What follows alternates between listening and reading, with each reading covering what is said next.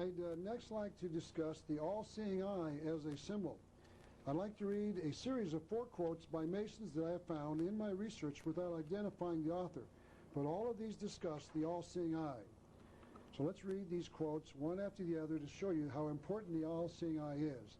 The eye was also the symbol of Osiris. By the way, Osiris, well, in fact, we'll read the next quote. Osiris, the sun and principle of good. Osiris was the chief god of the Egyptians. Osiris was the sun. And the last quote was, an unopened eye in honor of the great eye of the universe, the sun. So the eye is a symbol of the sun god, and the sun god is Lucifer. And here we see an all-seeing eye on the back of our dollar bill above the pyramid. And all of this was known to the Masons who designed the Great Seal of the United States in 1782. Earlier in this lecture, I quoted the Masonic teaching from Albert Pike that taught us this: what is superior is as that which is inferior, and what is below is as that which is above. The Masons want us to believe that the eye is a symbol of a good God. We think that means the God of the Bible, but the Mason knows that to understand what they say, you must reverse the meaning of their words. That means that the eye is a symbol of an evil God. Their God is just the opposite of what the public thinks. I would like to remind you of this drawing that Rex Hutchins put in his book entitled A Bridge to Light. We examine it when you flip it over, and here we see the demon god that the Masons worship. So the observer who is not a Mason can now understand much of their writings if the meanings of their words is reversed. For instance, if you reverse the following quote, it really starts to make sense. This quote appeared in the New Age magazine published by the Masons for September 1950, just 5 years after World War II.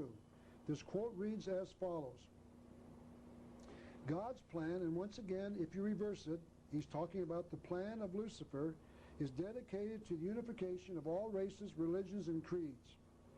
This plan, dedicated to the new order of things, is to make all things new. A new nation, a new race, a new civilization, and a new religion. A non-sectarian religion that has already been called the religion of the great light. And you might remember, as we pointed out before, Lucifer was the light bearer. Let's continue with the quote. Looking back into history, we can easily see that the guiding hand of providence, and here we mean Lucifer, has chosen the Nordic people to bring in and unfold the new order of the world. Records clearly show that 95% of the colonists were Nordics, Anglo-Saxons. Providence, reversed once again, means Lucifer has chosen the Nordic race to unfold the new age of the world, a novus ordo seclorum. This is God's, and once again reverse it, meaning Lucifer's great plan in America for the dawn of the new age of the world. Remember that this article was written just 5 years after World War II. Those familiar with what Adolf Hitler talked about will notice that the two thoughts were identical. So here we found some evidence that the Masons want the same thing that Adolf Hitler wanted. In a few moments, I'm going to present you the information that Adolf Hitler was a Luciferian. He worshipped Lucifer, also known as Satan or the devil. Also remember what the Satan-worshipping Hitler said. He wanted to create a new world order that was intended to destroy all religions, just like George Bush. They both wanted the same thing. According to the Masons and Adolf Hitler, the Nordic Aryan race would lead the world into a new world order. Remember that this article was written just 5 years after the conspiracy financed the madman Hitler and caused World War II. It seems as if some of the Masons know the truth. Next, I would like to discuss the serpent as a symbol used by the Masons in America. This is once again the book written by Jim Shaw, a 33rd degree Scottish Rite Mason, entitled The Deadly Deception. Mr. Shaw is perhaps the first 33rd degree Mason to break with the order, and he has written this book to expose part of what he learned as a Mason. He talks about his initiation into the 33rd degree Masonic temple, into the 33rd degree inside the Masonic temple in Washington, D.C. He writes this: the interior walls are decorated with serpents. There are all kinds, some very long and large. Many of the Scottish Rite degrees include representations of serpents, and I recognize them amongst those decorating the walls. Notice that Mr. Shaw says that he saw serpents throughout the Masonic Lodge. He did not see the cross of the Christians or the Star of David of the Jews. He saw serpents. And this is a slide of the 33rd degree temple in Washington, D.C., where Mr. Shaw was initiated. I took that slide myself, and unfortunately I had to put two slides together because I couldn't get close enough, and so that's a little bit different. But that's the building right there that's in just north of the White House in Washington, D.C., called the 33rd degree Masonic Temple in Washington. Notice the wall behind the outside columns in front of the building. This is a close-up of that symbol in the center. You can't see it very clearly, but it appears to be a painting of the Egyptian double-winged symbol we studied earlier in this lecture, but I cannot tell because it's simply too far away. This is a close-up of the area to the right side of the symbol, and I'm sorry the slide was taken sideways. We just looked at. But if you'll notice there very carefully, there are clearly snakes on the wall, each maybe 6 feet high.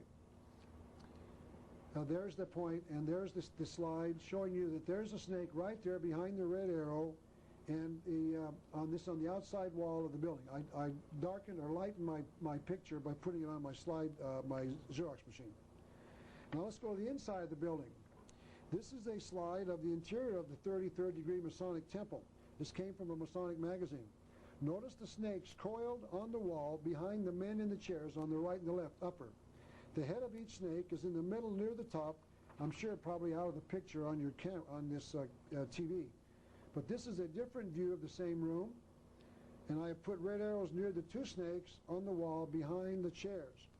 This is a close-up of one of the snakes behind the men in the chairs, and here you can just barely see the snake's head in the center with its mouth to the left. It's open, and then the rest of the snake is coiled around behind the men in the chairs. This is another picture of one of the many coiled snakes inside the Masonic Temple. This picture appears to be a smaller version of the one big picture shown behind the men in the chairs. You might ask why the Masons use the serpent as a symbol all over their temple. One Mason wrote this on page 63 of his book entitled Freemasonry and the Ancient Gods.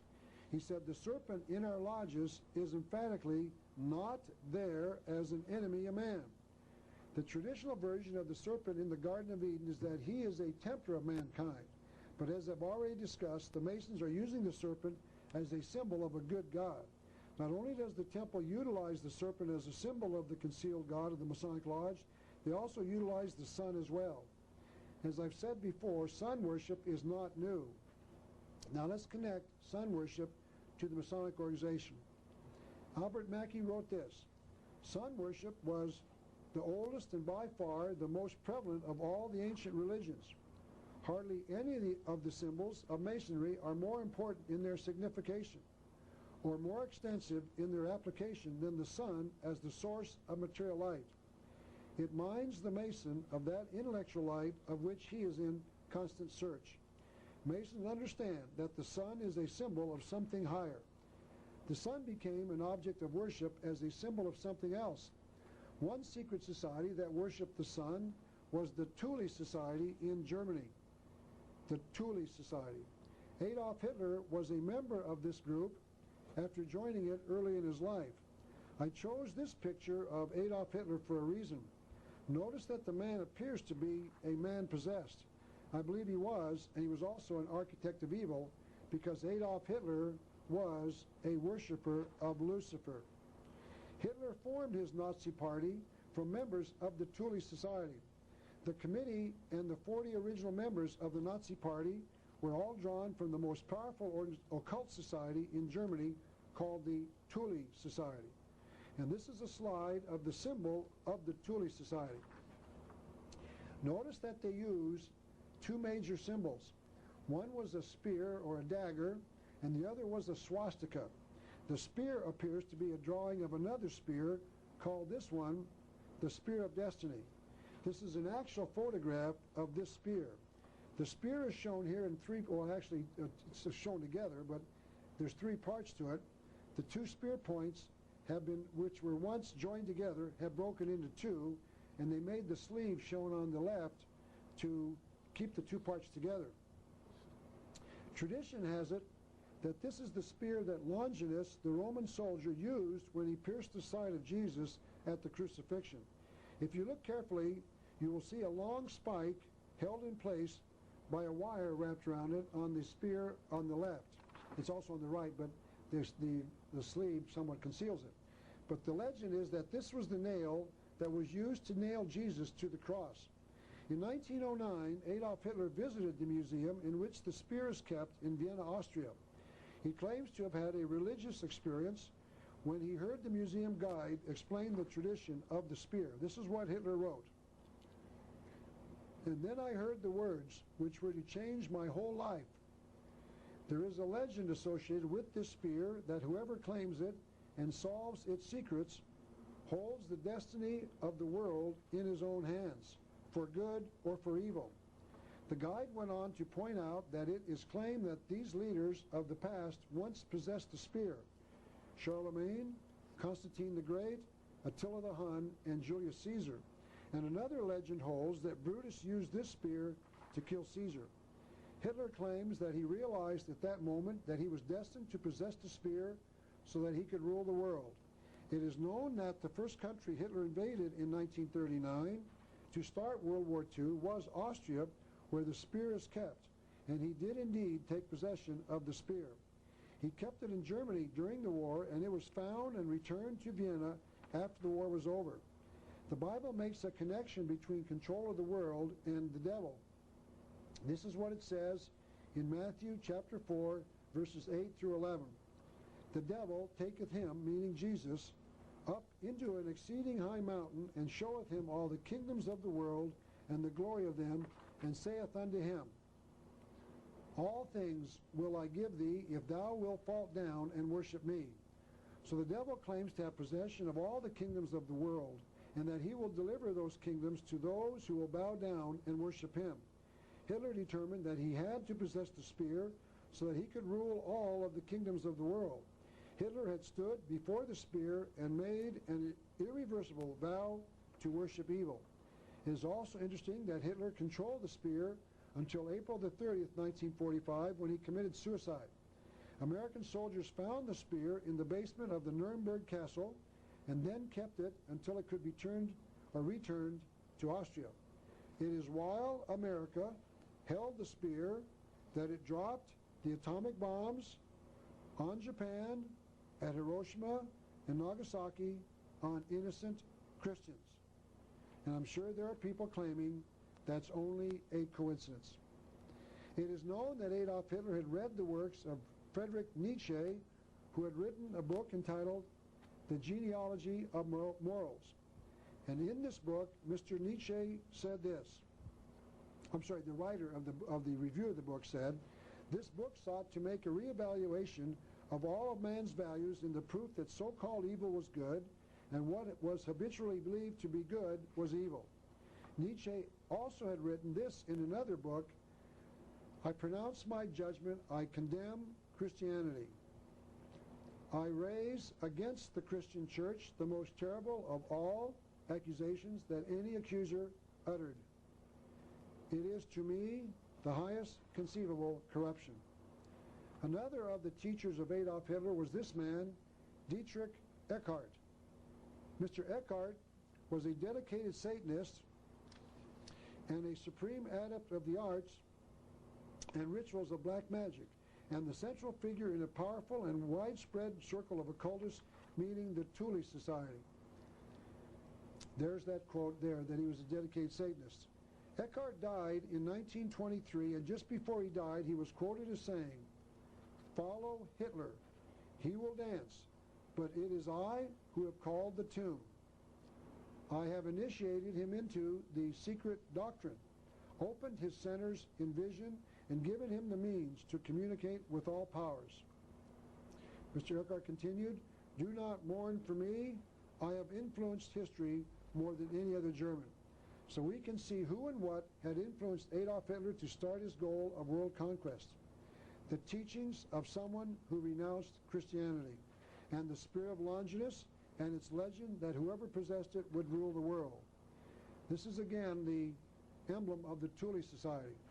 Notice the use of the swastika behind the dagger, or the sword, or spear, what you want to call it. This time it is in a rounded form, but the basic swastika has two forms. This is called the good swastika when the arms rotate to the left. And this is the second swastika when you reverse the first. And this is called the evil or the Nazi swastika. This next quote is from page 66 of the book entitled Freemasonry and the Ancient Gods. It shows the two swastikas side by side, one labeled the swastika with the sun, and the other with the swastika against the sun. And the author goes on to say, the swastika represents today the sun. And once again, the S is capitalized, meaning a god. And it is known that Adolf Hitler personally selected this swastika for his Nazi party in Germany, because the swastikas are universally a symbol of the sun. Here is a picture, a color picture showing the swastika, shown in this color photograph, and notice that they are now inside the white circle. Don't forget that the circle is a symbol of the sun, as is the swastika, which was placed inside it. But notice that the colors of the flag are red in the background, black in the swastika, and of course white behind the swastika. According to page 12 of a book entitled The Masonic Bible, the symbolic colors of the Royal Master Degree are black and red. I'm certain that there are critics right now saying that I'm making too much out of the two colors of red and black. But you have to explain why it is that both Adolf Hitler and the Masons worship the sun god Lucifer, both the Masons and the Nazis were into the occult, and both used the colors red and black as emblematic of something hidden from the public. I think there is a connection. That thought is repeated in Albert Pike's book entitled Morals and Dogma on page 786. Mr. Pike says this about the way that the Masonic temple is to be decorated when it is in the 28th degree, called the Night of the Sun, S-U-N, sun. In this degree, the columns of the hall are white with black and red. The hangings are black and over that crimson. The colors, black, white, and crimson, appear in the clothing. This is Bill Schneblin, a former male witch, a 32nd degree Mason, and a former endowed Mormon. He's written a book entitled Mormonism's Temple of Doom, a book that we will examine more in detail later in this lecture. But at this point, I want to point out one thing that Mr. Schneblin said that is very important now. He said this about the satanic ritual he was familiar with on page 22 of this little book. The lower levels of the Satanists wear black, the Magi wear scarlet or red, and the Magisters wear white. So scarlet, white, and black are significant colors throughout Masonry, witchcraft, and the Nazi Socialist Party of Adolf Hitler in Germany. But to show you that the swastika is in part a Masonic symbol, this is a quote from page Roman numeral 19 of the book entitled Freemasonry and the Ancient Gods. The author, who is a Mason, wrote this: "The swastika, one of the most ancient and sacred of symbols, has no place in speculative Masonry, although it still persists in operative lodges. Operative Masons aver that the omission is due to the fact that Dr. Anderson, who framed the constitutions of speculative Masonry, never attained the rank of a master in an operative lodge and was therefore ignorant of the nature and meaning of the fourfold square." Notice that he was talking about a fourfold square. This is the Masonic symbol once again. This is a combination of the square and the compass. The square is two pieces of metal joined at a right angle so that the Mason can draw straight lines and 90-degree angles. And the swastika is four squares joined together at a central point. But to show you that the use of the swastika has not been eliminated and is still being used today, this is a letterhead of a group called the Religious Coalition for Abortion Rights Incorporated. On the back of this letter, the organization states that their logo combines the symbols of two great religions. This is a close-up photo of the back of this letter that I got in the mail. It goes on to say that the Christian cross is made up of many branches rather than two strokes to represent the many sects of Christianity. Its lower branch is part of a menorah, a symbol of the Old Testament representing both the Jewish faith and the roots of Christianity. The cross and the menorah, this is in their own literature, on the back of the letter, the cross and the menorah are intertwined to demonstrate the unity of purpose of this coalition. Their letterhead says that the following are members of this coalition: the American Jewish Congress, Catholics for a Free Choice, the Christian Church, meaning Disciples of Christ, the Episcopal Church, the National Council of Jewish Women, the Presbyterian Church of USA, meaning United States of America, presumably, the Union of American Hebrew Congregations, United Methodist Church, and the United Synagogue of America. So here we see some of the major Jewish and Christian organizations united to support a woman's right to an abortion. And they selected this logo as their symbol of unity. And there's the names on the bottom of that, some of those I just read. But they didn't tell you that their logo conceals a hidden swastika. So I cut the swastika out of their logo and put it off to one side and put the piece of pink paper behind. There is no question that it is there. You might want to ask your group, if I mention them by name, as to why they combined the Christian cross, the Jewish menorah, and the swastika when they formed their logo. Notice how they concealed a hidden swastika and that Jewish organizations supposedly did not see it. I'm sure it is just an artist's mistake and that the swastika is not really there.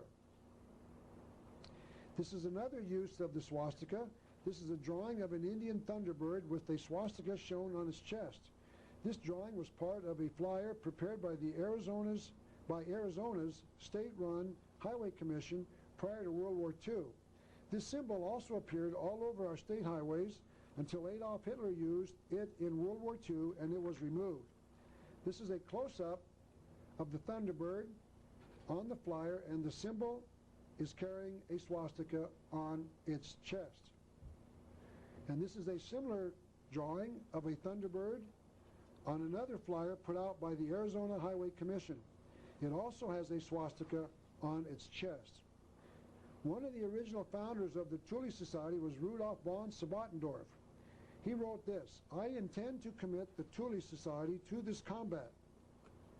I swear it on this swastika, on this sign which for us is sacred, in order that you hear it, O magnificent sun." So here we see that both the sun and the swastika are connected to the Thule Society. Notice that the Thule Society is engaged in a combat between the sun worshippers and the rest of the world. Adam Weishaupt created the Illuminati on May the 1st, 1776, May Day. May Day has traditionally become a holiday amongst the worshippers of the secret religion. Albert Pike told us why. He said the festival was in honor of the sun.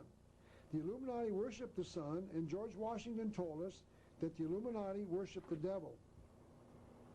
The witches know why the 1st of May, called May Day, is important.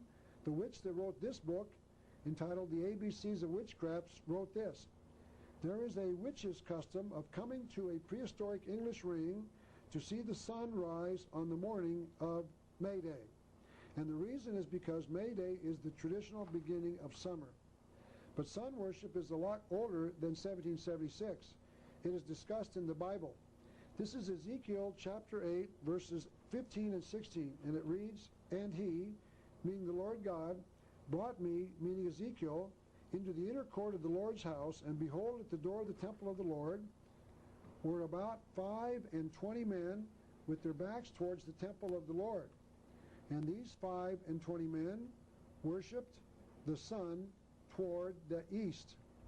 And then the Lord God called that practice, that worship of the sun toward the east, an abomination. These men had turned their back on the worship of the Lord and were worshiping the sun in the direction of the east." Notice the east is where the sun god rises each morning. That is why they worship towards the east. They were acknowledging his rebirth in the morning. Another mention of this practice is in Deuteronomy chapter 17, verses 2 through 4, and then 7.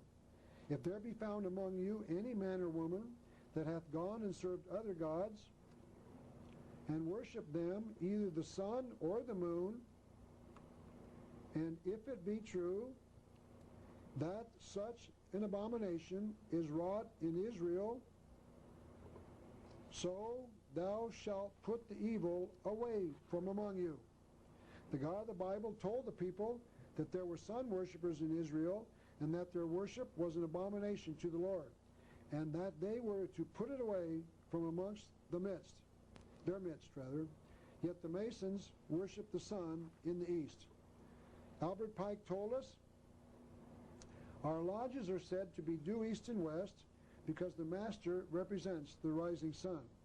The sun, the next slide, the sun, his is the all-seeing eye in our lodges. Once again, the capital S and the word sun. Their master, meaning their president, sits in the east. Their master is a man, but he represents the rising sun. And the rising sun represents the rising god, Lucifer. Masons in America worship the sun in the east, and the Bible has told us to put them away from us. Now, I'm not advocating violence, but I am advocating that we expose the Masons as being worshipers of the sun god so that we can know who they are and then have nothing to do with them. Because if we do not do as we are commanded by the Lord God, we will get the consequences of our disobedience. We will get the new world order. May I now make this call to anyone watching this video today. If you are a Mason, check me out. And if I am right, then get out. You have been told to do so by the Lord God. He has called your worship an abomination. It is time to leave, to resign, to get out. If you know someone who is a Mason, show him this video on the subject. Let them learn who it is that they worship, and then urge them to get out. It is time to put the Masons away from us.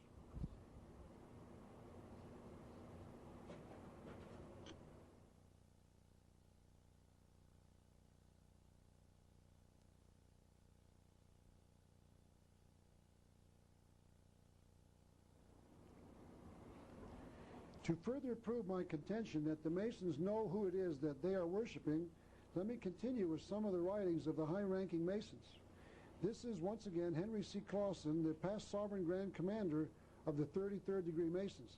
This man, until he resigned, or I believe he resigned a few years ago, was the #1 Mason in the world.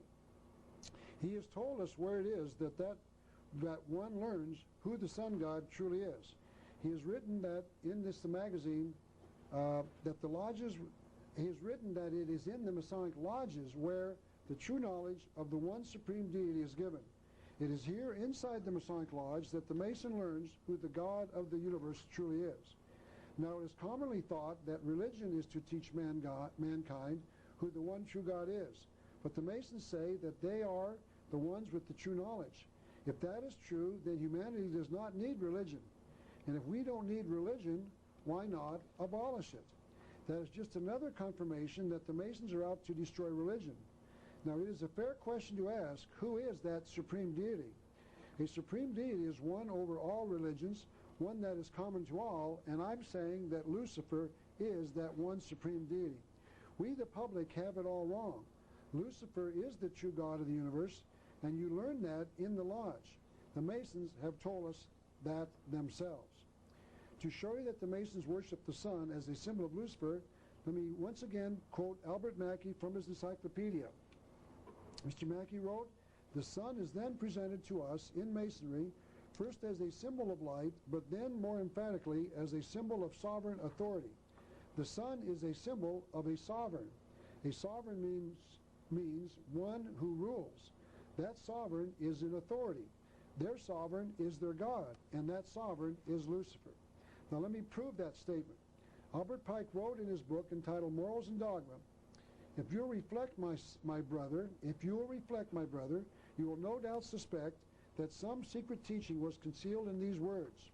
In other words, the secret is not stated directly. You have to look for it. It is concealed, but it can be found, and it is the obligation of the Mason to find it.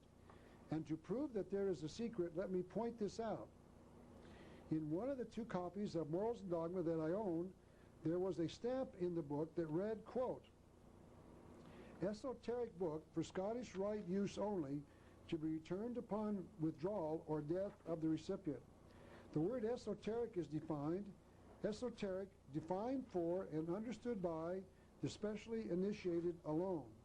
Albert Pike lays the foundation for the reasons the Masons conceal their information from the average person with this thought from his book entitled Legenda.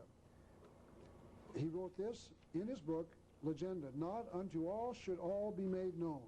So Morals and Dogma conceals, as did Legenda, a secret inside its pages. And some people can see it, and some people know what that secret is. In fact, Pike wrote this on page 772. "If you desire to find and gain admission to the sanctuary, we have set enough to show you the way. If you do not, it is useless for us to say more, as it has been useless to say so much." Manly P. Hall wrote this in his book entitled The Lost Keys of Freemasonry. The initiated brother realizes that his so-called symbols and rituals are merely blinds fabricated by the wise to perpetuate ideas incomprehensible to the average individual. He also realizes that few Masons of today know or appreciate the mystic meaning concealed within these rituals. Albert Pike told us Masonry conceals its secrets from all except the adepts. I'll identify who these adepts are in a few minutes. He went on to say, or sages, or the elect, and uses false explanations and misinterpretations of its symbols. And here's the purpose: to mislead those who deserve to be misled, to conceal the truth which it calls light from them, and to draw them away from it. Pike continued, "A great number of men who believe themselves Freemasons are ignorant of the meaning of their rites and have lost the keys of their mysteries." We can know who these adepts are that Mr. Pike talked about. Kenneth Mackenzie, a Mason, told us in his book entitled The Royal Masonic Encyclopedia who these adepts were. He wrote this. He said, "Adepts, a name given to the order of the Illuminati. The Illuminati are the enlightened ones, the ones who have seen the light and understand the true meaning of the symbols. But more importantly, the Illuminati was, as we discussed, committed to the destruction of Christianity. Yet Mr. Mackenzie says that the adepts are the Illuminati. The Masons admit that they concealed the truth from their fellow Masons by the use of a lie." Albert Pike wrote, "It is for each individual Mason to discover the secret of Masonry." Notice that Mr. Pike said that there is only one secret to discover. Mr. Pike continued, "Masonry does not inculcate her truths. The word inculcate means to repeat a thought often. So what Mr. Pike is saying is that they only say it once, and you are supposed to figure it out from that one sentence or thought." He went on, "She states them once and briefly, or hints them perhaps darkly, or interposes a cloud between them and eyes that would be dazzled by them. That rite," talking about the Scottish rite, "raises a corner of the veil even in the degree of apprentice." The degree of apprentice is, as I said before, the first degree of the Blue Lodge. "For it there declares that Masonry is a worship, and it is a worship, the worship of the sun god Lucifer. The sun worshippers, called the Adept Masons, actually admit that they lie to their fellow Masons to conceal the truth from them." Albert Pike wrote, "The blue degrees are but the outer court," and the blue degrees, of course, are the first 3, "are but the outer court of the temple. Part of the symbols are displayed there to the initiate, but he is intentionally misled by false interpretations." Mr. Pike adds a similar thought from page 53 of his book entitled Agenda. "Masonry permits the utterance of false interpretations which serve the double purpose of misleading the ignorant, the idle, and indolent, whom it is desirable to lead astray, and of indirectly indicating to the wise and studious the true way leading to the light." Notice that the Mason is intentionally being lied to by his fellow Masons. Mr. Pike continues in his book entitled Morals and Dogma, "It is not intended that he shall understand them, but it is intended that he shall imagine that he shall understand them. Their true explication is reserved for the adepts, the princes of Masonry." So the secrets of the Masonic Lodge are reserved for the adepts, the members of the Illuminati. Mr. Pike further continued that thought in his book entitled Agenda. It was never intended that the mass of Masons should know the meaning of the blue degrees. In the blue degrees, where no symbol received its true explanation. In fact, Mr. Pike called the separation of the average Mason from the adept Mason a circle within a circle. And we saw that at the very beginning of this lecture, where we drew a circle, and inside that circle put a small dot. Those inside the circle were those inside the religion, and those inside the dot knew what the true meanings of the symbols were. Pike wrote a similar thought on page 6 of his book entitled Agenda. Masonry also has its symbols, its ancient symbols, inherited from the mysteries, and intended to veil and conceal the truth from all except the adepts. Masonry gives false interpretations of its symbols. For all except a few, the road to the light is lost. And to convince even the skeptic that Albert Pike meant that the average Mason is lied to about the meaning of the symbols, he wrote this on page 27 of his book entitled Agenda. All of its symbols have meaning, all of the symbols of the Freemasons have a concealed meaning, these containing only hints cautiously given in ideas easily misunderstood and so intended to be by all but the adepts. But he is misled by a substitute that has for him no meaning, although it indeed contains his reward if he but knew it. So the degrees will tell the initiate the truth if he can figure it out. Pike wrote, whether these degrees have for you a real value depends upon your capacity to understand them, and upon the amount of study and the degree of reflection you have bestowed upon them. No man can understand them fully without close and long study and profound thought. And he goes on to explain why they do not make their secrets known to everyone. Absolute truths are not needed for the masses. In other words, Masonry is a good program of great benefit to mankind, but all men should not know that. That does not make sense. If it is a good program, then why not share it with all of the people?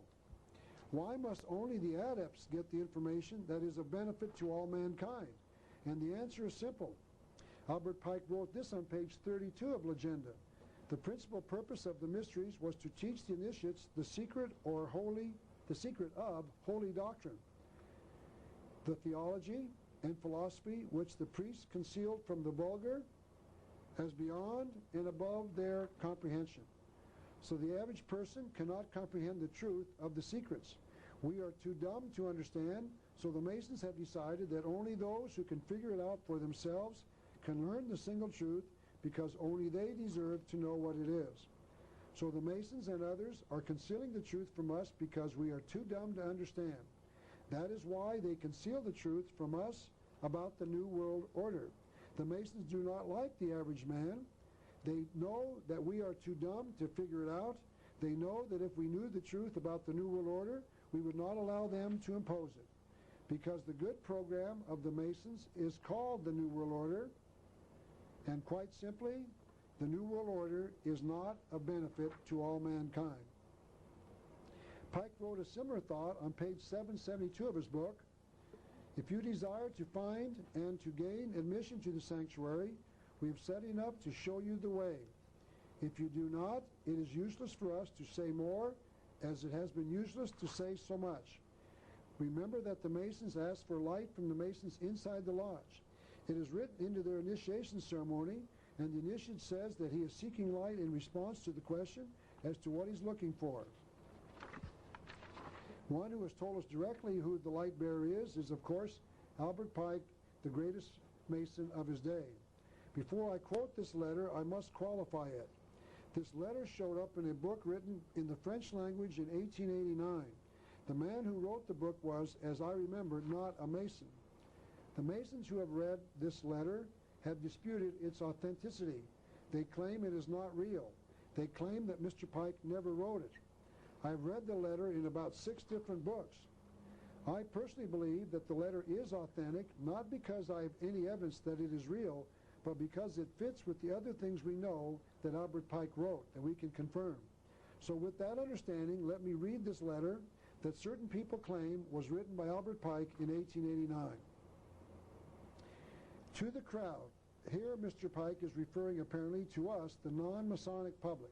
So to the crowd we must say, we worship a God, but it is the God one adores without superstition. What he means here is that those of us who believe in the Creator God do so because it is superstition. He is saying that the existence of the Creator God cannot be proven by the human mind. The Masons believe in their God without superstition. They believe that their God is real, the other God of the Bible is not real. That is the reason I wrote my pamphlet entitled God Exists. Because you can know that a belief in the Creator God is not a superstition, it is science, proven by logic, reason, and the laws of science.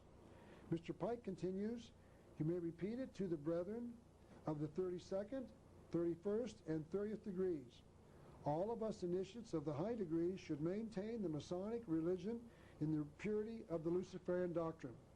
So here Mr. Pike says that the Masons worship Lucifer, that this is the one secret contained within his writings. Notice that he says you can tell it to the high-ranking Masons, meaning the 30th, 31st, and 32nd degrees.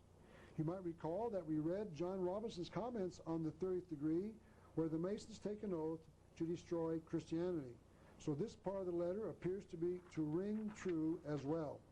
Mr. Pike goes on, if Lucifer were not God, would Adonai, the God of the Christians and his priests, falsely accuse and slander him? The Christians have it all backwards. The one true God is Lucifer, not their God, called Adonai. Mr. Pike's letter continued, yes, Lucifer is God, and unfortunately Adonai is also God. Notice that he wrote that it is unfortunate that Adonai is also a God, that if the universe only had one God, and that God was Lucifer, the world would be a better place. So Mr. Pike is saying that Lucifer was the equal of Adonai. So there are, in truth, according to this Mason, two gods in the universe. One is called Adonai, the Creator God, and the other is called Lucifer, the great architect of the universe. Mr. Pike went on, the true and pure philosophic religion is the belief in Lucifer, equal of Adonai.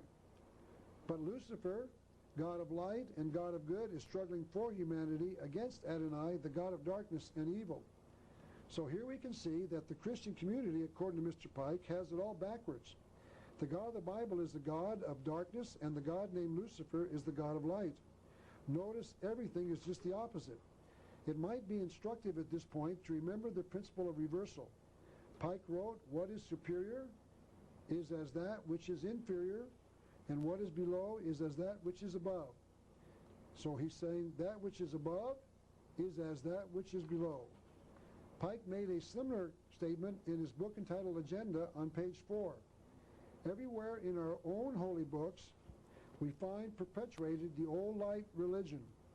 God is light, and in him is no darkness at all. So Pike believes that Lucifer is the God of light. And to show you that Albert Pike is not the only one who believes that Lucifer is God, this is once again Helena Petrovna Blavatsky, a Luciferian and occultist, who wrote this, the quote we're going to read, in a book entitled The Secret Doctrine. On page 377 of this book, she wrote this, Satan, the enemy of God, is in reality the highest divine spirit. And elsewhere in her book, on page 413, she identifies Satan as the deity.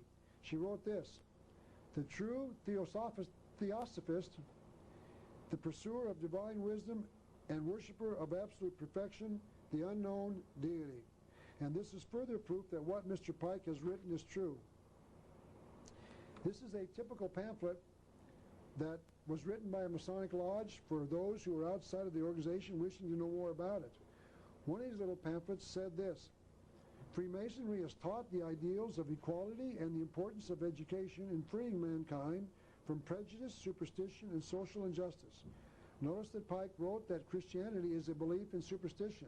And here the Masons as a group are saying that they seek to free mankind from superstition.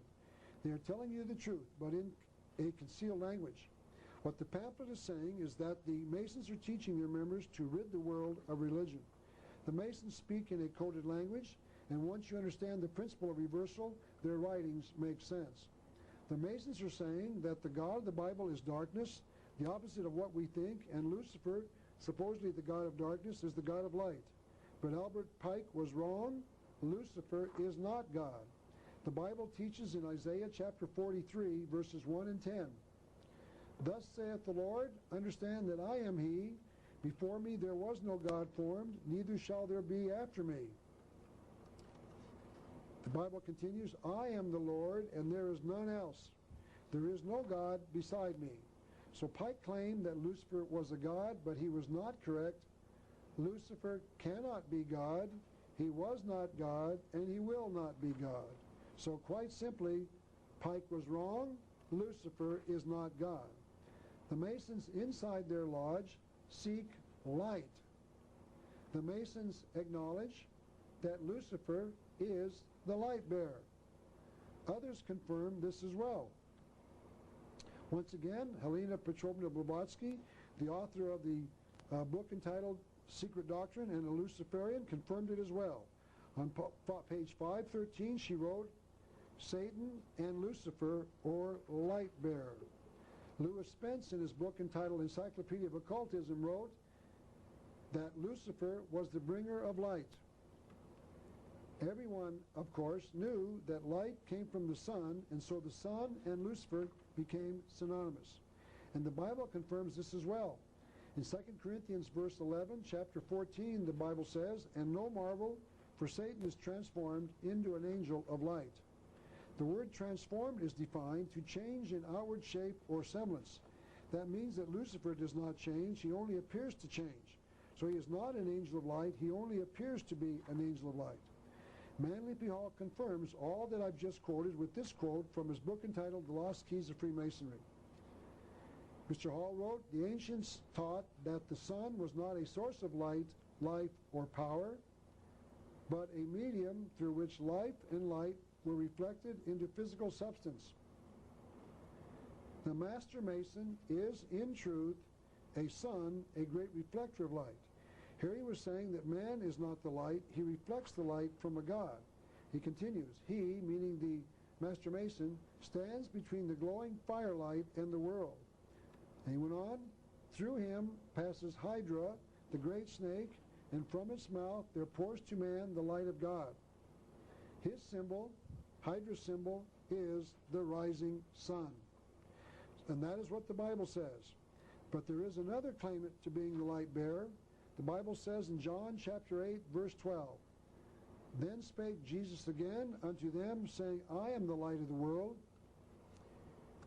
He that followeth me shall not walk in darkness, but shall have the light of life."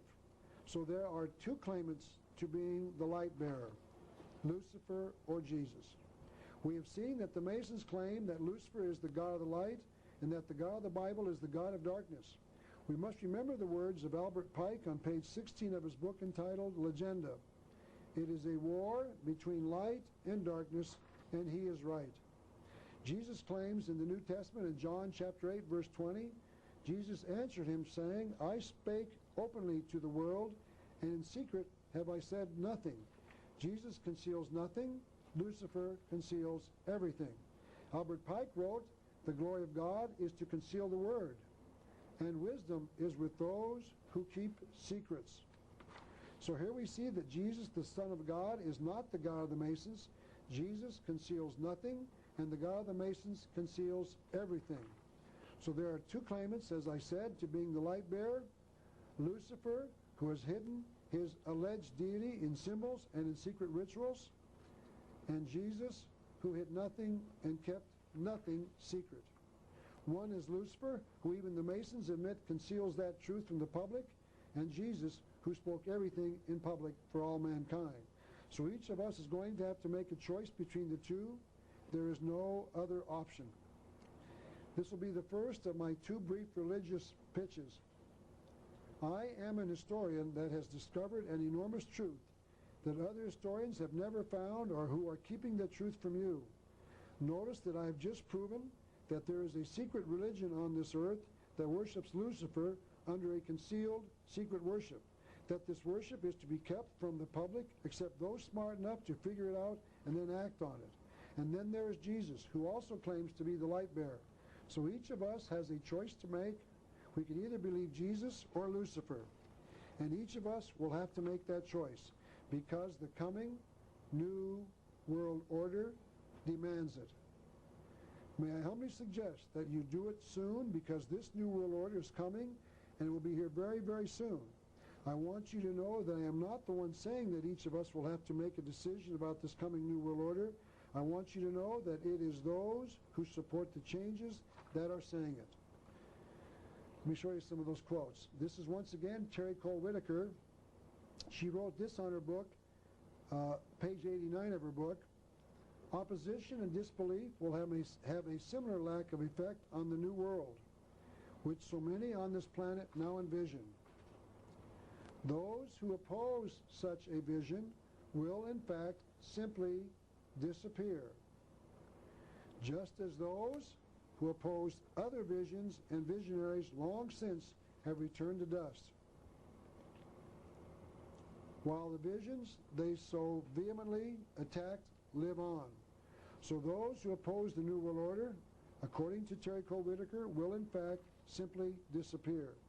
Two other New Agers, Lavetti Lafferty and Bud Holloway, wrote this in their book entitled The Eternal Dance. This is a time of opportunity for those who will take it. Apparently they're referring here to the New Agers. So, but for others, and here he's talking about those who will not accept the New World Order, meaning those who won't accept it, if the earth is unsuitable for them, meaning if they don't forget it or don't want the New World Order, they will go on to other worlds. Another spokesman of the New Age religion was Maharishi Mahesh Yogi, the guru sought out by the rock and roll group known as the Beatles, was quoted as saying, "There has not been and there will not be a place for the unfit." Apparently he's referring to those who will not accept the New World Order. He said the fit will lead, and if the unfit are not coming along, meaning if they will not accept the New Age religion, there is no place for them. In the age of enlightenment, there is no place for ignorant people. Non-existence of the unfit has been the law of nature. This is what this man taught the Beatles, 30-some years ago. Ruth Montgomery, another New Ager, added her thoughts on the subject. The souls who helped to bring on this chaos of the present century, and I believe she's referring to those who do not believe in the New Age, will have passed into spirit to rethink their attitudes. And she went on, and millions will survive and millions won't. Those who won't will go into the spirit state. John Randolph Price is another New Ager, and he made an estimate of the number who will not survive the transfer.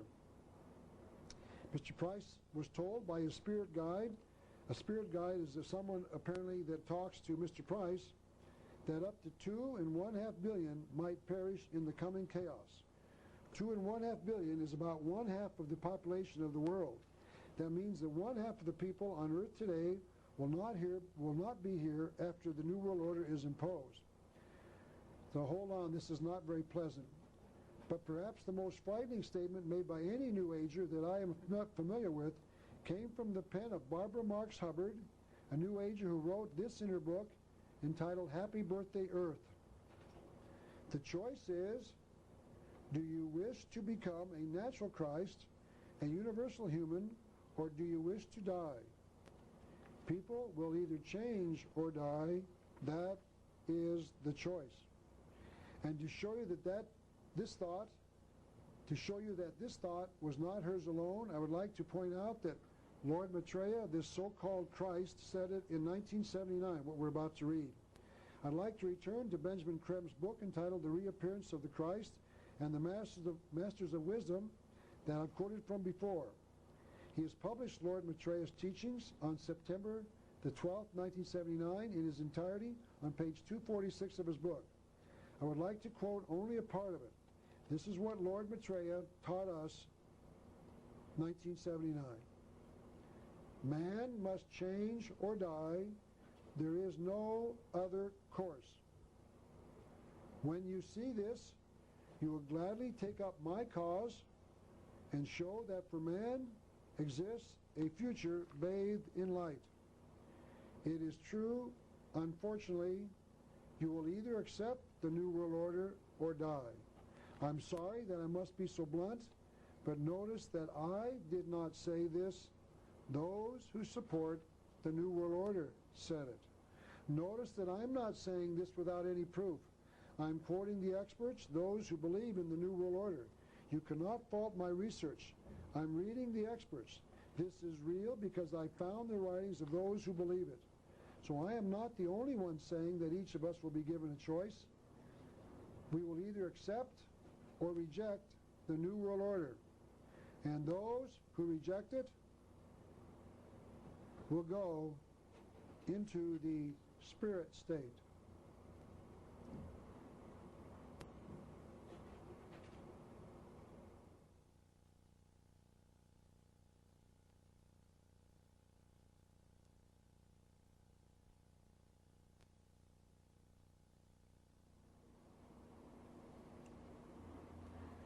Another New Ager once wrote a similar thought about purging the earth of those who will not accept the new future. His name was Adolf Hitler, the German New Ager, who fought World War II to give the world a new world order. He killed up to 50 million people and felt no remorse. So Adolf Hitler also was a believer, and those who would not accept the New World Order died, and over 50 million did. This is what Adolf Hitler wrote. I have the right to exterminate millions of individuals of inferior races which multiply like vermin. And the reason why these New Agers do not tremble when they write about the death of billions of people was stated by Alice Bailey, one of the New Agers. She wrote, "Death is not a disaster to be feared. The work of the destroyer is not really cruel or undesirable. Therefore, there is much destruction permitted by the custodians of the plan and much evil turned into good." Notice, I'm quoting the writers of this material themselves, those who believe in it. So there is a battle being waged between Lucifer and Jesus. And I found it as a historian. I have found it as any historian could have if he or she had only looked. And some are predicting that Lucifer will win that war. Albert Pike said this in his book entitled Morals and Dogma. Light will finally overcome darkness. Here is another author who is saying basically the same thing. The Magian philosophers tell us that Ormuzd sprang originally from the purest light and Ahriman from the most profound darkness. According to Pike's principle of reversal, Ormuzd is Lucifer and Ahriman is the God of the Bible. He went on, then the former, meaning Ormuzd, the concealed Lucifer, adorned the heaven with stars. Notice that he is capitalizing the word, so he is not talking about the stars that shine in the sky at night, but he means something else. Quite possibly he's talking about the masters that we've been talking about for all the time of this lecture. So the masters are the stars placing the sun in front of all the rest. So these gods are to contend with varied success, at the end of which time Ahriman, meaning the God of the Bible, is to be destroyed and mankind for the future to live in perfect happiness. According to Albert Pike, light, represented by the wisdom of Lucifer, will finally overcome the God of the Bible. He repeated that thought with a little more detail on page 287 of his book. You see, my brother, what is the meaning of Masonic light. You see why the east of the lodge, where the initial letter of the name of the deity overhangs the master, is the place of light. Light, as contradistinguished from darkness, is good, as contradistinguished from evil. And it is that light, the true knowledge of deity, the eternal good for which Masons in all ages have sought. Still, Masonry marches steadily toward that light that shines in the great distance. That light of the day when evil, overcome and vanquished, evil meaning the God of the Bible, shall fade away and disappear forever, and life and light will be the one law of the universe. Benjamin Krem also claims that Maitreya foresees total victory for the forces of light. And he went on to say that those who object to the New World Order can do nothing to prevent it. Benjamin Creme wrote, "Nothing can prevent the inauguration of this era of tranquility and equilibrium." And Albert Pike feels that this victory was only a short time away from 1871 when he wrote his book entitled Morals and Dogma. He wrote, "We can look on all the evils of the world and see that it is only the hour before sunrise and that the light, capital L again, is coming."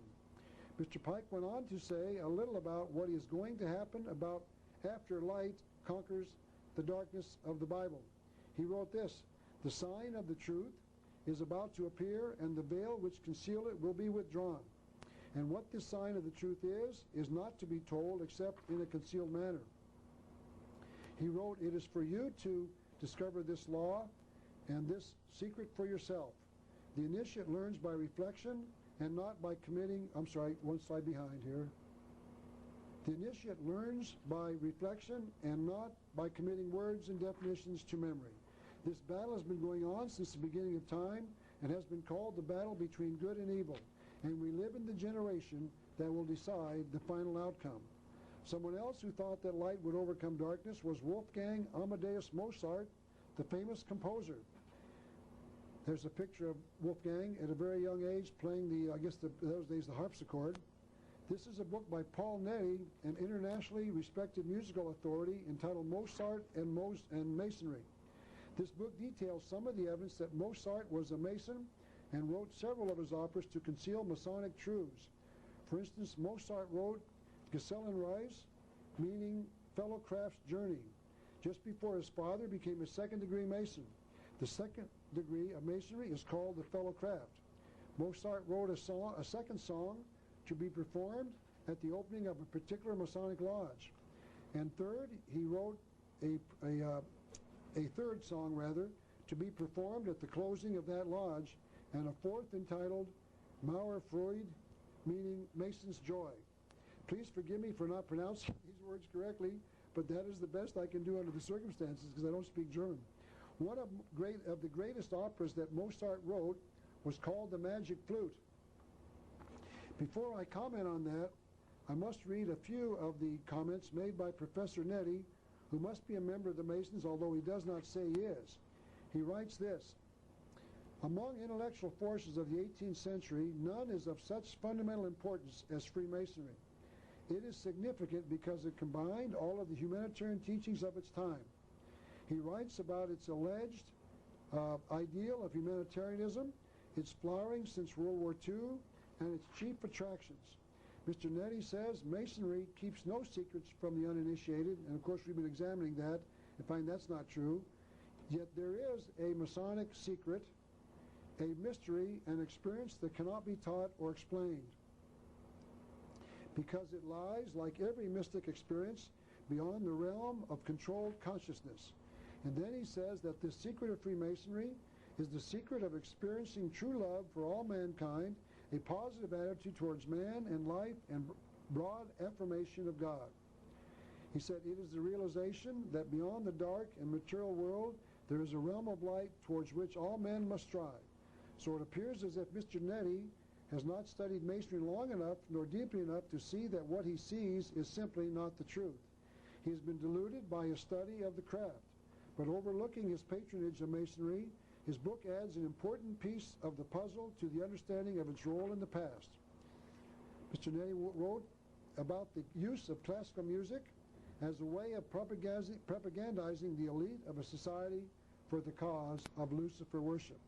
Because Mozart was using his work, The Magic Flute, as a way of informing those who attended the opera that Masonry has a great allure to those who joined it. The author calls The Magic Flute one of the greatest artworks of all time, and says that it was the direct result of Mozart's Masonic associations, because the Magic Flute glorifies the Masonic ideal. There are some who believe that Mozart revealed too much in the Magic Flute and that he was poisoned by the members of the Masonic Lodge. And the reason for that belief lies in the fact that his first performance of the opera was on September the 30th, 1791, and he died on December the 5th of the same year. There are stories that his hands and feet began to swell and that he was vomiting just before he died. There are those who believe that these are signs of poisoning. His official cause of death was rheumatic fever causing a heart attack. So we will never know. So if the Masons killed Mozart, the world will never know of their act of murder. So I would like to examine a little about the opera and see if we can determine just what it was that Mozart wrote that glorified the Masonic ideal. The hero of the opera is Tamino, the son of a king, and he is promised the hand of Pamina, the daughter of a queen, if he will rescue her from a man named Sarastro. And the hero begins his journey. He ends up locating Pamina and Sarastro and finds her after she has escaped the king. For some reason not made known in the video presentation of the opera, Tamino decides that he and Pamina must be initiated into a group that Mozart calls the Brotherhood. Now these are some pictures taken from a copy of the opera that I have, and we're going to have to read. We'll read the words, but they're in the captions in the white. They might not show up on the screen. But these three women attempt to warn Tamino, shown there in the blue outfit with the little red on the shoulder.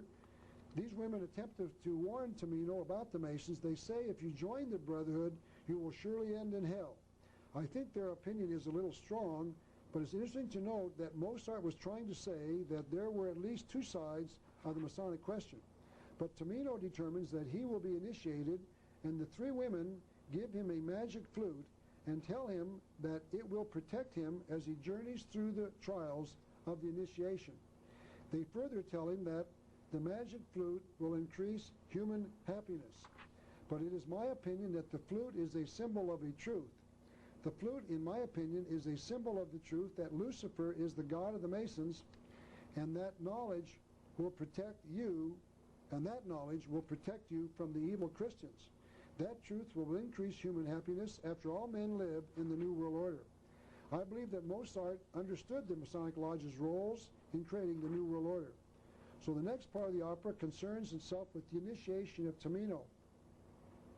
I want to point out that women do not accompany their boyfriends or husbands as they go through the Masonic initiation today, but in the opera, for some unexplained reason, Pamina accompanies him.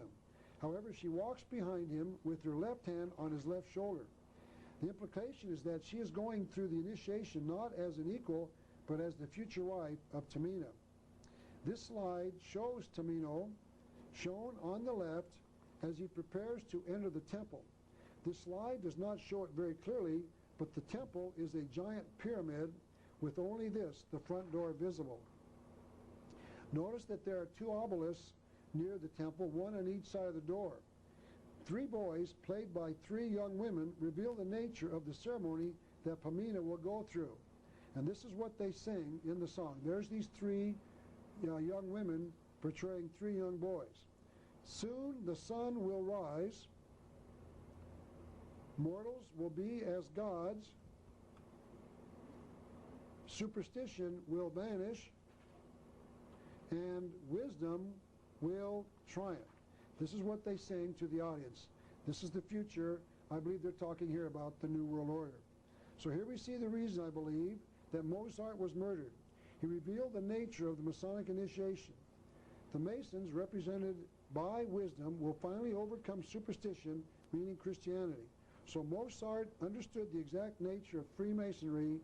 Very simply, Mozart knew. Meanwhile, back in the temple, the brothers assemble for the initiation. Notice that they are all wearing blue cloaks. The first 3 degrees of the Masonic Lodge are called the Blue Lodge. I don't know, but I think that this is another amazing coincidence. The king, Sarastro, tells the Brotherhood that Tamino, the hero of the opera, wants to be initiated. The master addresses the lodge as the servants of Osiris and Isis. And we've been showing you in the quotes from the past that Osiris was the sun god, a symbol of Lucifer. The Brotherhood then votes to accept Tamino as a new brother. There they are raising their hands in voting. And Tamino says, my God is wisdom. There he is before he goes into initiation. And he said, my prize is Pamina. He's going to be married to Pamina if he goes through the initiation. So Tamino understood before he is initiated. Notice that Tamino's head is covered with a hood, which is an accurate recording of what actually happens during a Masonic initiation. The king says, "O Isis and Osiris, grant wisdom to this new couple," meaning Pamino and Tamina. At the end of the opera, Tamino and Pamina approach the king during the last stages of the initiation. And shown here, Tamino and Pamina have completed the initiation. Notice the huge sun and its radiant beams extending from the semicircle. There is no question that this is a sun, and it appears that Mozart understood the hidden concealed message of the Masonic Lodge and that he put it in the opera. And that is the reason I believe he was murdered. Let's go back to this book. We talked about it in another context, but this is the book entitled Jack the Ripper by Stephen Knight. We've already talked about it, but he says this about the death of Mozart. "It is known that Vienna's highest Masons were angry at Mozart leaving the Brotherhood in his last years, and they were outraged over what they regarded as a betrayal of their secrets in the magic flute. To this day, and meaning 1986, when Mr. Knight wrote the book, no one knows where Mozart's body is buried. So it is conceivable that Mozart was poisoned and then buried so that no one would ever find the body and discover the evidence of the poisoning. So there appears to be evidence that the Masons will murder if they believe that they have to. I next would like to discuss the pyramid and the all-seeing eye as symbols. And I'd like to start by examining the pyramid on the back side of the dollar bill. Notice that the pyramid has an all-seeing eye that we've discussed before. We're going to continue to discuss as we discuss the pyramid. It is an interesting question as to why our founding fathers decided to put this pyramid on our Great Seal. Because to my knowledge, there are no stone pyramids in the United States. This is the official position of what the U.S. Treasury Department tells us about the pyramid on our Great Seal. The pyramid is the symbol of strength, and its unfinished condition denoted the belief of the designers of the Great Seal that there was still work to be done. Notice that the pyramid on the dollar bill is not complete. The top is flat, and the eye is above the pyramid. So this couldn't be a symbol of the founding of the Republic. It has another meaning. E. Raymond Capt, a writer on the subject of the Great Seal and its symbols, wrote this: "The triangle in connection with the all-seeing eye is the Masonic symbol of the grand architect of the universe." So Mr. Capt connects the all-seeing eye with the pyramid, and the pyramid with the Masonic Lodge. The pyramid of the Great Seal is a model of the Great Pyramid of Giza outside of Cairo, Egypt. Now we'll come back to that pyramid in a few moments. Here, for instance, is a copy of the Great Seal of the state of Colorado. Notice that the state also uses the all-seeing eye in a pyramid form just above the shield and above the thing called the, I've forgotten the name of the middle thing. So I won't talk about that. But above all those symbols is the eye with the pyramid. Notice that the state also uses the all-seeing eye in a pyramid form. So it is not just the federal government that understands the significance of the all-seeing eye and its connection with the pyramid. The people who conceived the flag or the seal of Colorado did so as well. So we can see that the pyramid, the all-seeing eye, and the twin obelisks are all Masonic symbols, as we're showing you here in the last few minutes. I'd like to now return to the study of the pyramid. The Masons acknowledged that the pyramid in Cairo was not a tomb or a burial chamber, but in truth was a temple of initiation. The October 1953 edition of the New Age magazine, published by the Masons, contained an article on the Great Pyramid. This is what it said: "If perchance you were to visit the Great Pyramid of Giza, the one outside Cairo, you would be presented with a souvenir stating that Osiris commanded Thalmes to build him a house in the form of a pyramid with certain designated passageways. Notice that the pyramid was built for Osiris, the Egyptian sun god, who wanted a house to live in. The Masons are admitting that the pyramid was built as a house, as a place for the sun god Osiris to live. They are correct. The pyramid was not built as a burial tomb for a pharaoh. It was not built as a tomb for anyone. It was built as a house for a sun god. In fact, the Great Pyramid was once covered with dazzling white casing stones, which could be seen from great distances because it captured and reflected the sun's rays. This is a picture of a few of the only remaining casing stones still part of the original structure.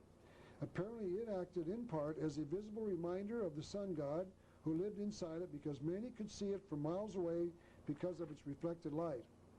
This is a book called The Pyramids, An Enigma Solved, written by Joseph Davidowitz and Margie Morris. They have confirmed that the pyramid was not built as a tomb, but as a temple for a sun god. They wrote this on page 182. Khufu, and Khufu was the name of the pharaoh who built the pyramid, named the monument, his monument, the pyramid, which is the place of the sunrise and sunset. The name depicted the pyramid as the throne of the sun god Ra during his daily course across the heavens. Now this is a cross-section of the pyramid. The pyramid is entered from the entrance to your right, where we got the red arrow, and the visitor then enters what is called the descending passageway, also shown in red on this picture.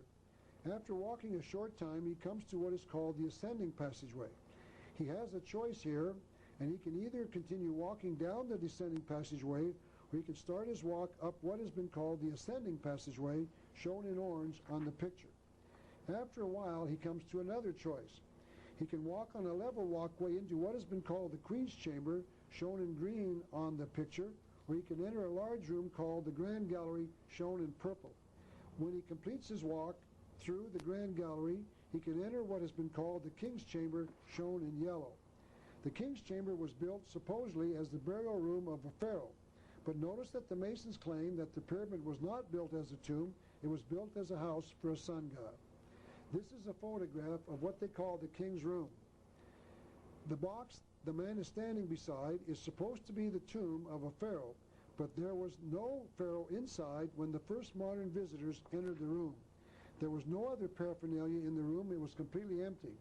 That box was not built as a burial tomb. It was built as a box in which an initiate is laid during an initiation ceremony. And to show you that the builders of the pyramid knew that, let's look at the cross-section of the pyramid again. Those black lines leading off on both sides of the two large rooms in the pyramid, the Queen's Chamber, shown in green, and the King's Chamber, shown in yellow, are air vents. They extend all the way through the pyramid to the outside air. Their purpose is to get oxygen into the rooms. That means that the builders anticipated that there would be oxygen breathing people in those rooms. If these rooms were built as tombs, the last thing the builders would want is in the room was oxygen, because the Egyptians knew that oxygen destroys decaying human flesh. If they were burying their pharaoh for eternity, the last thing they wanted in the room was oxygen. Somewhere in my reading in the past, and I don't remember exactly where I read this, I read a story that was written about the opening of one of those tombs of a pharaoh. As I remember, the archaeologist had to break through a wax seal around the entranceway into the tomb to enter the room. The doorway had blocks that were precisely cut so that hardly any air could get into the room, and the wax had been used to completely ensure that no air would get inside the burial chamber. The people who buried the pharaoh left behind several torches in the room that were being allowed to burn off all of the oxygen inside of the room after they had pushed the blocks into the doorway and then sealed the doorway with wax. The torches would, of course, die out after all the oxygen was burned up. The reason they went to all of this trouble was to preserve the body as well as they could after burial. As I remember, the first archaeologist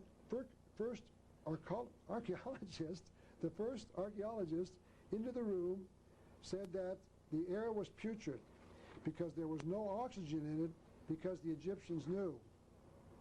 And if they knew that that was true, why would they put air vents into the tomb of the pyramid as they did in the pyramid itself?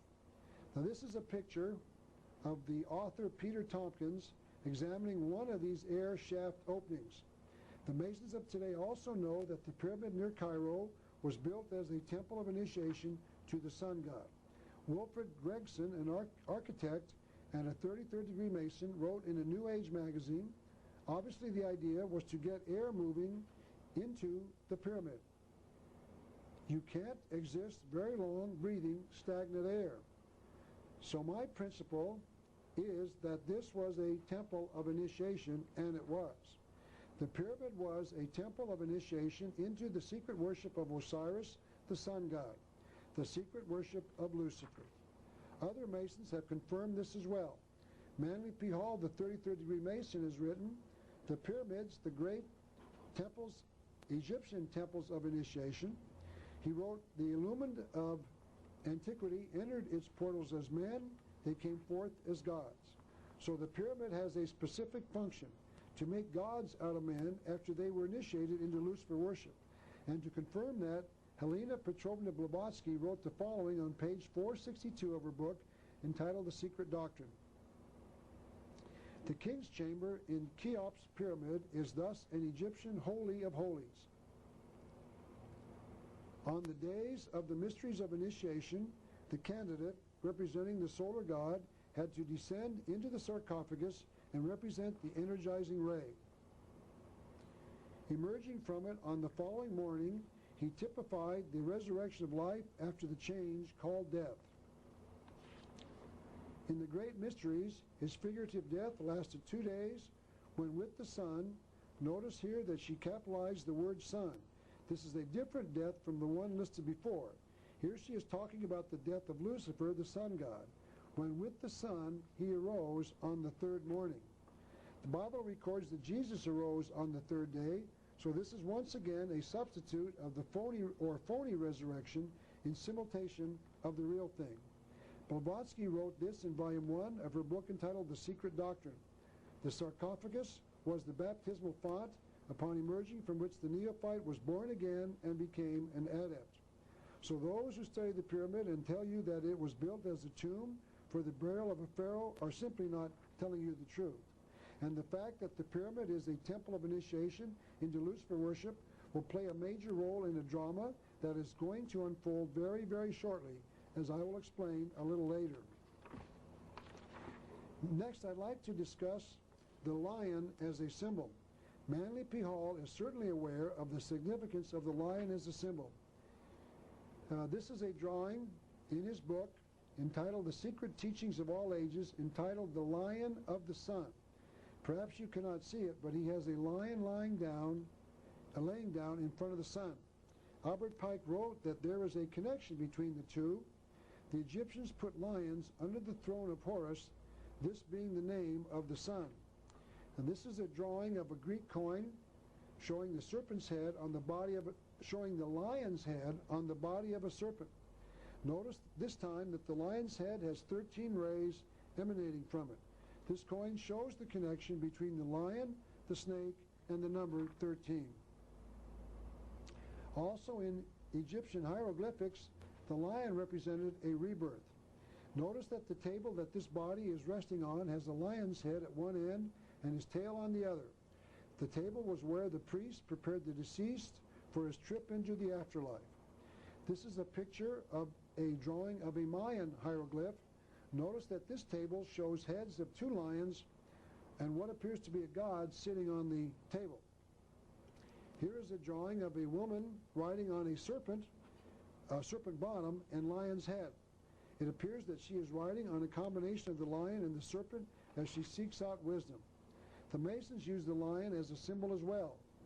This is a slide of the lion's head inside a symbol of the sun on the front door of the Masonic Temple in Washington, D.C. As I've said before, the lion is a symbol of eternal life, and it appears as if the Masons are saying that you can reach eternal life to the sun god if you but open this door of the Masonic Lodge. So they are saying that it is not religion, but entrance into the Masonic Lodge that will lead you into eternal life. This is once again the book written by Manly P. Hall entitled The Lost Keys of Freemasonry. Mr. Hall shows this drawing on page 3 of the book. And you'll notice that there is a person inside a box about the size of the box in the pyramid. And on his right, reaching down, is a man dressed with a lion's head on. The caption underneath the picture reads, "This picture shows how the grip of the lion's paw was given in the Pyramid Mysteries." The priest wore a mask of a lion over his head. I'll explain why the lion's head is used in this part of the initiation in a few minutes.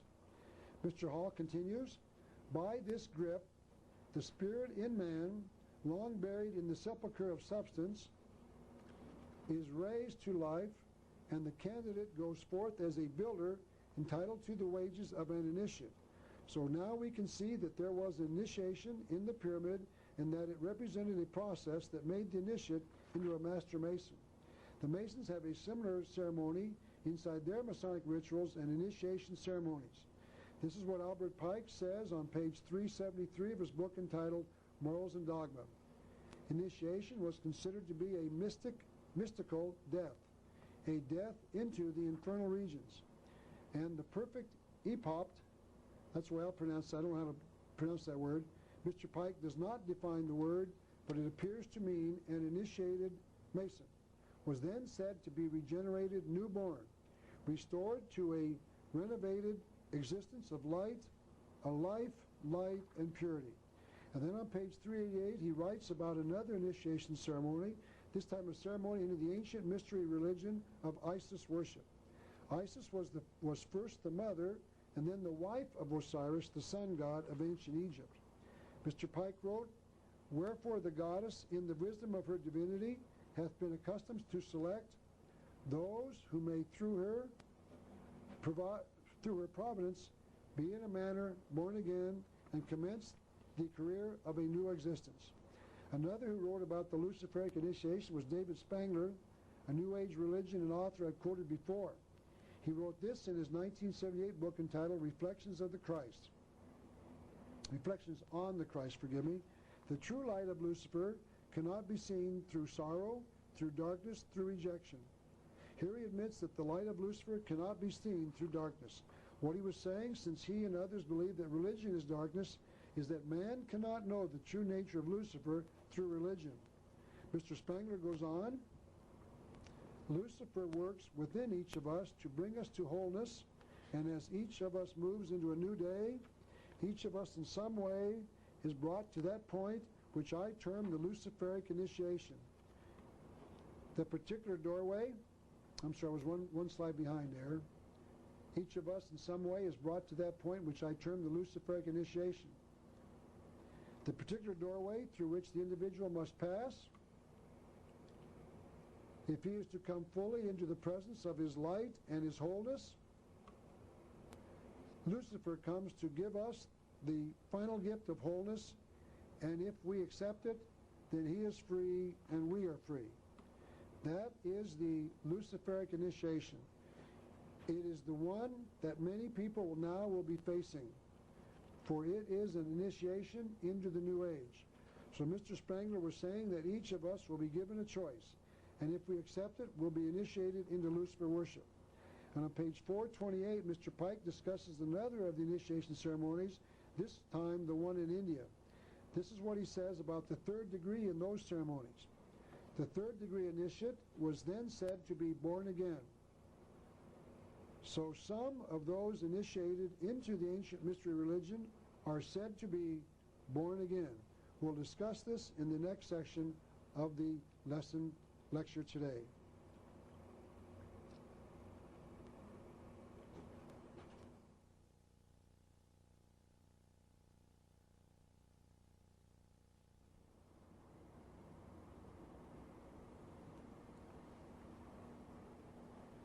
Since there are Christians who go through a biblically based experience called being born again to Jesus, it is important for the public to now ask of those claiming to be born again to whom? Jesus or Lucifer? I will explain why this is significant in a few minutes, and all of what I've said about the pyramid will come together. This is a drawing of a sign given by the Masons called the lion's paw in a book about the Masonic initiation ceremony.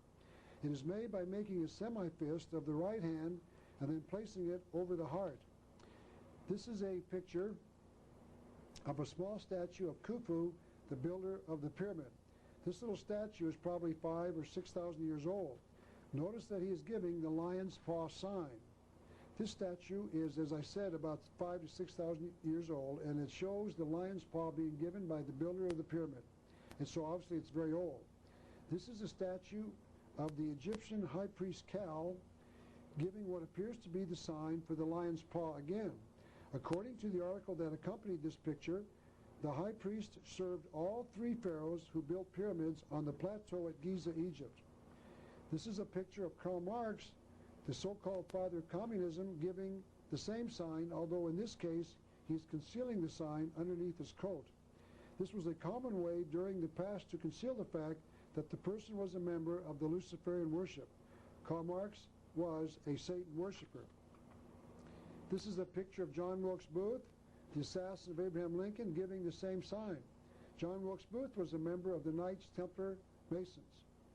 It is interesting to remember that after Booth had assassinated President Abraham Lincoln, he shouted out, "Sic semper tyrannis," which means thus always to tyrants. What Booth was saying was that murder is the desirable end to anyone they consider to be a tyrant. History does not satisfactorily explain why Booth believed that President Lincoln was a tyrant.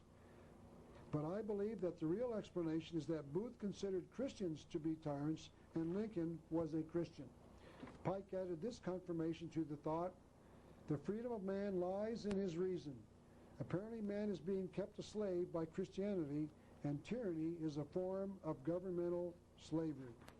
Pike continued, Satan is not a person but a force created for good. It is the instrument of liberty or free will. Here again we see the thought that religion makes one a slave and reason frees the individual, because Pike believed that faith and reason were not the same. He wrote this on page 296 of Morals and Dogma. Faith and reason are not opposites, but antagonistic and hostile to each other. But Mr. Pike was wrong. Faith, meaning religion, and reason, meaning man's ability to know good from evil himself, are opposites. This is what I've been trying to illustrate for most of this lecture. This is a picture of Annie Besant, a Satan worshiper, giving the same sign. She's the only woman that I can find giving that sign, but there she is. This is a picture of Jesse James, the famous outlaw, who's on the left, and Frank James, his older brother, on the right, giving a similar sign. Jesse's hand is placed a little differently than is Frank's, quite possibly indicating that he is not a master mason yet, but is a lower degree mason. It is known that Jesse James later became a 33rd degree mason. What these pictures illustrate is that those who have been born again to Lucifer have a secret sign that they use to let others know that they have been said to be born again. They are said to be born again to Lucifer. And this is a picture, hold on Christians, this is not very pleasant. This is a picture of Pat Robertson, the Christian evangelist, giving the same lion's paw sign on the cover of the February 17th, 1986 issue of Time magazine. Now I must be honest, I cannot testify that Pat Robertson knew what he was doing when he was asked by the photographer at Time magazine to stand this way with his right arm in this position. All I can do is show you what the strange sign means in Masonic terms. It is quite likely that Pat Robertson did not know that he was giving the Masonic sign, that he had been born again to Lucifer, the Masonic God. But if that is true, why did Pat agree to having his portrait taken for the magazine when he did not know what he was being asked to do with his right arm? Most people would at least question it and say that they would refuse such an unusual request. I have heard that Pat has an explanation for this strange picture. He reportedly told a fellow minister that the reason he was standing this way for the cover was because he had fallen off a horse and injured his right arm. You can decide for yourself whether that story makes sense. But I would like to discuss another enigma about Pat Robertson. Pat has written a book called The New World Order. This book was published in 1991 after my book by the same name came out in August of 1990. But Pat Robertson's book raises some very disturbing questions. He starts by saying this on page 9 of his book. It is my firm belief that the events of public policy are not the accidents and coincidences we are generally led to believe. Mr. Robertson was admitting that there was a conspiracy. So it's quite clear that Mr. Robertson knows that this conspiracy wants a new world order. That's the purpose of his book. And he knows that this new world order will give us the goals of communism. He wrote this on page 220 of his book. The new world order must inevitably become what communism has been. Only without any place on earth where freedom can flourish. So he admits that this new world order is at least communistic. Then he admits that it is not only communistic, but it is Luciferic as well. He wrote this on page 231. The New World Order will have as its religion a God of light whom Bible scholars recognize as Lucifer. He knows that George Bush wants us to have a Luciferic communist New World Order. But Pat Robertson admits that Mr. Bush does not know what he is saying or doing. George Bush is, according to page 37 of his book, unknowingly and unwittingly carrying out the mission and mouthing the phrases of a tightly knit cabal, whose goal is nothing less than a new order for the human race under the domination of Lucifer and his followers. He makes a similar comment on page 98 of his book.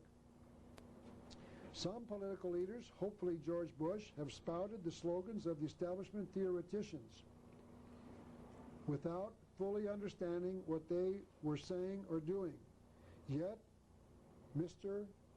Robertson calls George Bush, on page 37 of his book, a man of goodwill. Mr. Robinson continues on page 92. I know George Bush. I personally believe that he is an honorable man and a man of integrity. George Bush wants a Luciferic conspiracy known as the New World Order. He doesn't know what he's saying when he says that he wants this Luciferic New World Order. So this man who doesn't know what he is saying or doing, when he advocates that the world adopt a Luciferic civilization known as the New World Order, runs for the presidency. And Pat Robertson endorsed him during the presidential campaign in 1988. This is an article that shows that Robertson supported the man who didn't know what he was saying or doing in 1988.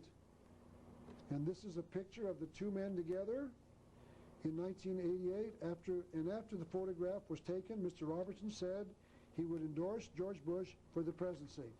He repeated that endorsement in 1992.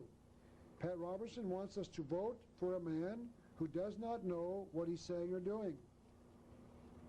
Pat Robertson wants us to vote for a man who is leading us into a Luciferic and communistic New World Order. And Pat Robertson expects us to believe that such a man is a man of integrity and goodwill. If you can figure this out, perhaps you could let me know, because it simply does not make sense. Now I'd like to return to my discussion of the pyramid. Some writers have explained that the pyramid is connected to sun worship because of the sun's rays that appear when it shines through the clouds. This is a photograph that I took of the sun doing this as it was setting one afternoon here in Tucson. I took two shots of it, and I cut out the pyramid shape and placed it in the photograph to show you what it would look like. The sun can appear to set on the top of the flat pyramid twice a day, when the sun rises and when it sets. If there are clouds for the sun to shine through, you get this beautiful effect of the sun rays coming through the clouds. To show you that the pyramid is being used more and more in architecture, this is a slide off of a video of the Shriners building near Des Moines, Iowa. It appears that the architect used one large pyramid on the top and several others on the sides of the building. This is a slide showing the new U.S. Mint building in Fort Worth, Texas. This is where America's new money is being printed. Notice that the building is a round circle, which as we have seen, is a symbol of the sun. Notice the pyramid on top of the Mint building. One might wonder why this building has a pyramid on top of a round building. It doesn't appear to add to the beauty of the building, but was added as an afterthought. This is a slide showing the entrance to the new Mint building. Apparently this is where visitors are stopped before they gain admission to the building. Notice that drivers entering and exiting the U.S. Mint must drive underneath a pyramid. This is a drawing of the new buildings being constructed to house the headquarters of the commanding officer at Davis-Monthan Air Force Base here in Tucson. Once again, we see the extensive use of pyramids on top of the buildings. The Oregon Museum of Science and Industry in Portland, Oregon, decided to place a pyramid on a new building just over the museum's library. The caption under the photograph said that the new pyramid was exactly 33 feet high.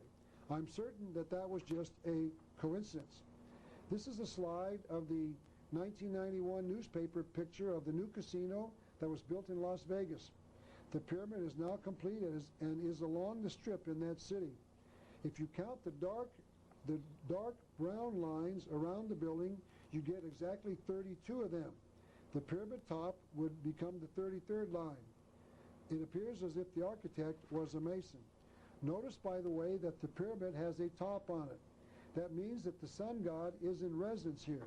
You might think of that should you ever go to Las Vegas to gamble in this building.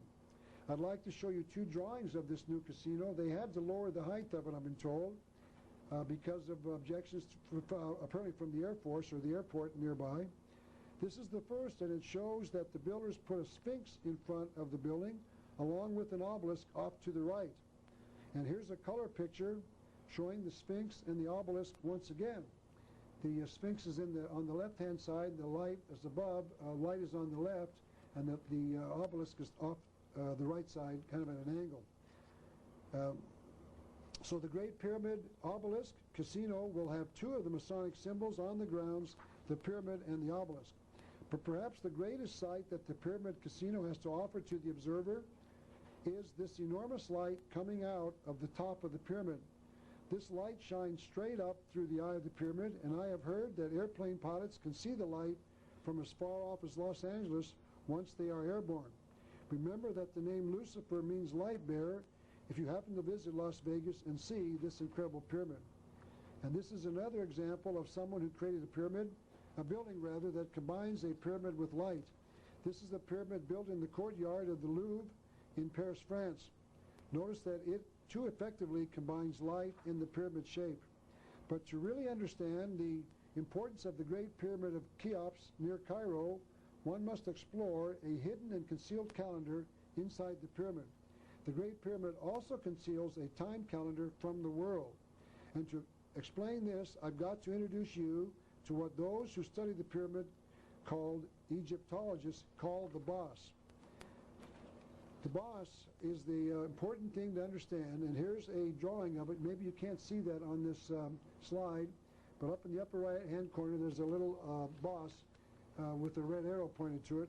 If you can't see it, we'll see it again in another slide. But this is a picture of the room leading into the king's chamber. This drawing shows all sides of the room. The artist has cut the room open like you would a milk carton and showed you all the sides of the room in one drawing. Up in the top right-hand corner, I don't believe you can see it, the artist has shown the boss a bump, maybe an inch or two out from the wall. Egyptologists call this bump the boss, or the pyramid inch. It is the key to understanding the pyramid. I guess here's a better shot of it. This is a close-up drawing of what the boss looks like. Before I show you another cutaway of the pyramid, I'd like to define a word that is pertinent here called eris, or eris edge. It is defined as that point where two straight lines bisect each other. And let's go back to the pyramid. This is another cutaway drawing showing what is called the eris edge of the Great Pyramid. This eris edge is not real because both of these lines are under the ground level. That means that it is a non-existent line concealed by those who built the pyramid. It must be drawn by someone who has measured the pyramid and then extended two lines to the point where they join under the ground level. If you extend the line on the outside edge of the pyramid, on the right side here, past the ground level, that line straight across about 2/3 of the way down, and then extend the line of the ascending passageway down, as shown by the two green lines, by the long green line in this drawing. The two lines meet at a point under the layer of the ground level. So you take the outside building, extend it down, and you take the line of the ascending passageway and extend it into the ground. If you measure that line, now shown here between the two green arrows, from the point where these two lines meet, all the way back up to the top of the ascending passageway, where you go into the king's room, king's chamber, you will find that that line measures 6,000 pyramid inches long. That number is significant, as I will show you in a few minutes. Richard Noon, an author who has written a book on the Great Pyramid, wrote this. In the late 1960s, Dr. Anthony Hewish, a 1974 co-recipient of the Nobel Prize in Physics, was working at England's Mullard Radio Astronomy Observatory. Hewish began to track a mysterious rhythmic series of pulses clearly from the point in the Earth's southern sky. Dr. Hewish demonstrated that the strange pulses were radio emissions from a star that had collapsed or blown itself up in the Earth's southern sky sometime around 4000 BC, a date memorialized in the Mysteries of Masonry as Anno Lucis, the year of light. I'll explain this Anno Lucis in a few minutes. Mr. Noon then went on to report that someone else had discovered the collapsed star as well. George Michanowski, in his book entitled The Once and Future Star, talked about an ancient cuneiform tablet he had discovered in the British Museum. Now, this is a slide of what a cuneiform tablet looks like. This is not the particular tablet that Mr. Michanowski was reading, but it is just a picture of one that I found in a National Geographic magazine. It was made of clay, and the writer used a reed of some sort to make an impression in the clay while it was still wet. When the clay dried, the words were inscribed in the tablet. And this is what Mr. Noon claimed that tablet said, or what he said, rather, about the Sumerian tablet. The ancient Sumerian cuneiform tablet Michanowski was deciphering described a giant star exploding in the southern sky, and unknown to Michanowski at the time was being tracked by Anthony Hewish. This remarkably accurate star catalog now stated that the blazing star that had exploded would again be seen by man in 6,000 years. So what this tablet was saying was that a star had exploded about 6,000 years ago and that it would reappear in 6,000 years. The star would somehow show up again 6,000 years after it has blown up. This is extremely significant. Notice that the pyramid has a 6,000 pyramid-inch long line hidden inside the pyramid. The significance of this hidden calendar has largely gone unnoticed for several thousand years, but it will play a role in our future.